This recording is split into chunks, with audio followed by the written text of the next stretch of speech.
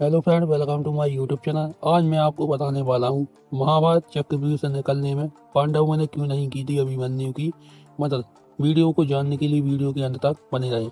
महाभारत का चक्रव्यूह जबरदस्त युद्ध योजनाओं में से एक माना जाता है, लेकिन साथ ही इसमें अभिमन्यु की मृत्यु होना बेहद भावुक घटना थी।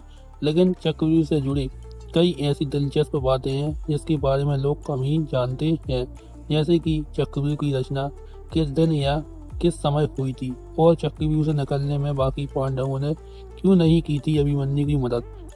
महाभारत युद्ध में चक्रव्यूह की रचना होना अत्यंत ही प्रसिद्ध घटना है। चक्रव्यूह जैसा व्यू को रचना न केवल उस युद्ध युग में दिलचस्प था, बल्कि आज के युग में उसके बारे में जानना भी दिलचस्प है। हालांकि चक्रव्यूह का प्रसंग अत्यंत प्रसिद्ध होने के साथ साथ भावनात्मक भी है, विशेषकर अभिमन्यु के बलिदान के कारण। खैर, चलिए जानते हैं कि महाभारत के किस दिन, किस समय और किन कारणों से चक्रव्यूह की रचना हुई थी और अभिमन्यु की मदद बाकी पांडवों क्यों नहीं कर पाए थे। किस दिन और किस समय रचा गया था चक्रव्यूह। महाभारत युद्ध का 13वां दिन कौरवों की ओर से द्रोणाचार्य के सेनापति बनने के बाद का था। द्रोणाचार्य ने उस दिन अर्जुन को युद्ध के मैदान में दूर व्यस्त रखने की योजना बनाई, ताकि वे अभिमन्यु को चक्रव्यूह में फंसा सके। यह चक्रव्यूह प्रातः काल युद्ध शुरू होते ही रचा गया था, जब अर्जुन को दूसरे युद्ध स्थल की ओर भेज दिया गया। अवसर देखकर द्रोणाचार्य ने सूर्य उदय के कुछ समय बाद ही चक्रव्यूह की रचना की थी। चक्रव्यूह एक अत्यंत और जटिल सैन्य रचना थी, जिसे केवल कुछ ही योद्धा भेज सकते थे। पांडवों में यह ज्ञान केवल अर्जुन को और आंशिक रूप से अभिमन्यु को था। अभिमन्यु ने इस बारे में अपने माता पिता के गर्भ में जाना था। वो चक्रव्यूह को भेजना तो जानता था, लेकिन इससे बाहर निकलना नहीं जानता था। चक्रव्यूह से निकलने में पांडव क्यों नहीं कर पाए थे अभिमन्यु की मदद। जब पांडवों को पता चला कि अर्जुन युद्ध स्थल पर नहीं है और शत्रु ने चक्रव्यूह रचा है, तो अभिमन्यु ने स्वयं इसमें प्रवेश करने का निर्णय लिया। उसने कहा कि उसे चक्रव्यूह में प्रवेश करने का तरीका तो आता है, लेकिन बाहर निकलने का नहीं।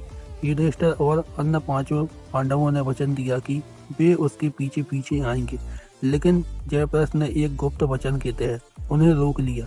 असल में कौरवों ने उस दिन जयप्रथ को रणनीति के तहत चक्रव्यूह के द्वार पर तैनात किया।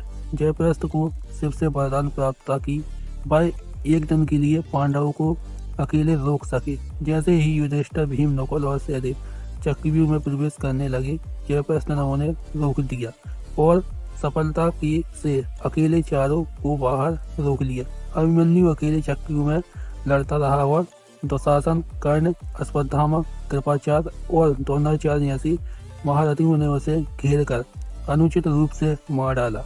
यह प्रसंग महाभारत के सबसे विवश और करुण क्षणों में से एक है। अभिमन्यु का बलिदान न केवल युद्ध की क्रूरता, बल्कि नैतिकता, प्रतिबद्धता और वीरता का प्रतीक बन गया है।